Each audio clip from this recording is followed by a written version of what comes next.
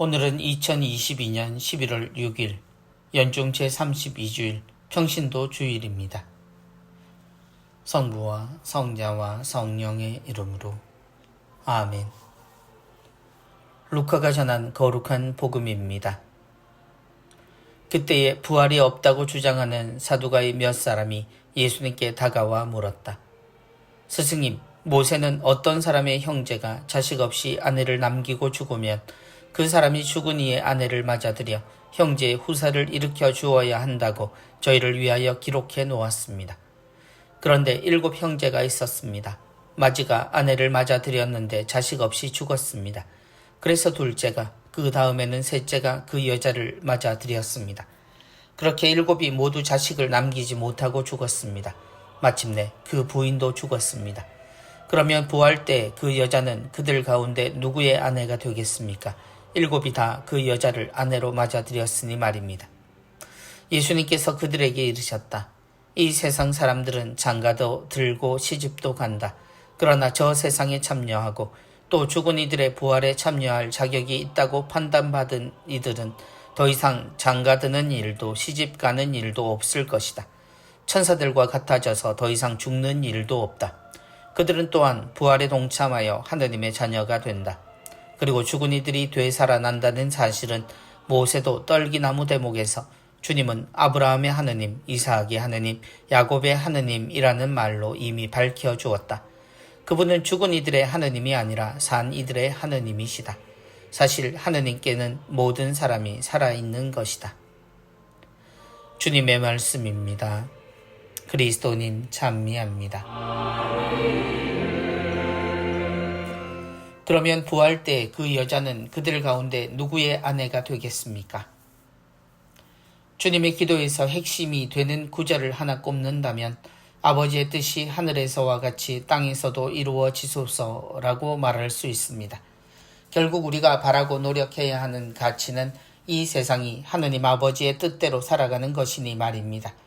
그렇다면 당연 우리는 바람으로 살아가는 기원의 삶이 아니라 행복한 삶을 누리게 될 테니 말입니다. 그런데 우리는 이런 주님의 기도와는 정반대의 모습을 보일 때가 많습니다. 곧 하늘나라도 지금 이 세상처럼 생각하는 것입니다.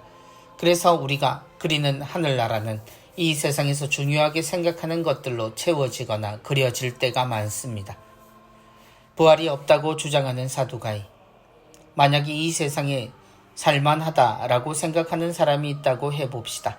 그러기 위해 그는 아무런 욕심이 없거나 혹은 어느 정도 만족하고 사는 사람이어야 합니다. 이 세상 후의 세상에서 그는 더 이상 지금 누리는 정도의 삶을 살 수 없음을 미리 알고 있다면 그는 지금보다 훨씬 못한 삶에 대해 궁금할 리도 또 원할 리도 없으니 그가 부활을 바랄 이유는 없게 됩니다. 복음 속 등장하는 이들이 내민 이야기는 그들이 이 세상을 어떻게 생각하는지 보여줍니다. 7 형제가 있었습니다. 수수께끼처럼 내민 그들의 문제는 불행했던 한 여인의 인생이었습니다. 7 형제의 아내가 되었던 여인, 그러나 그녀는 언제까지나 첫째 부인이었습니다. 그렇지만 사두가이들은 도대체 이게 말이 되는가 하고 말을 꺼낸 것입니다. 그러니 그들이 물은 부활 이후의 삶에 대해서는 그들도 믿지 않는 것에 대한 질문, 곧 말도 안 된다는 것에 대해 의견을 묻는 것입니다. 주님에게서 기대하는 것은 그들의 말에 대한 동의이거나 아니면 예수님의 거짓을 밝히는 것이었습니다. 천사들과 같아져서 더 이상 죽는 일도 없다. 그들은 또한 부활에 동참하여 하느님의 자녀가 된다. 굳이 대답처럼 요약하면 그녀는 누구의 아내가 아니라 하느님의 자녀가 된다고 말할 수 있습니다. 알지 못한다고 지금을 비추어 하늘나라를 이해하려고 하면 생기는 오류에 대해 예수님은 그들이 생각하지도 못한 이야기로 가르침을 주신 셈입니다.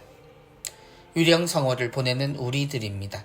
우리는 세상을 살지만 또 언젠가는 이 세상을 벗어나게 됩니다. 영혼들이라고 부르는 우리의 죽음 이후의 삶에 대해 누구도 확실하게 말하지 못합니다.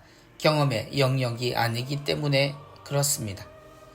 그곳은 하느님의 나라입니다. 시간의 순서대로 이 세상이 끝나고 이 세상의 결점이 고쳐진 비교의 나라가 아니라는 것을 분명 알아들어야 합니다.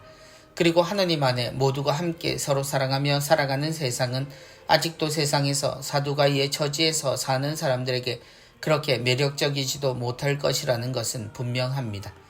그리고 그리스도인들은 기억해야 합니다. 우리의 기도, 곧 우리의 바람은 우리가 하늘나라에서처럼 이 땅에서도 사는 것입니다. 그러니 세상을 기준으로 하늘나라를 헤아리고 쳐다보는 습관은 버려도 좋습니다. 하나님 안에서 우리는 그저 행복하게 서로를 마주보는 삶을 살 테니 말입니다. 누가 누구의 관계가 아니라 모두가 하나님의 자녀로 살아가는 세상의 참 행복을 꿈꾸며 지금도 그렇게 살아가는 것이 우리가 해야 할 모든 것입니다. 성부와 성자와 성령의 이름으로 아멘.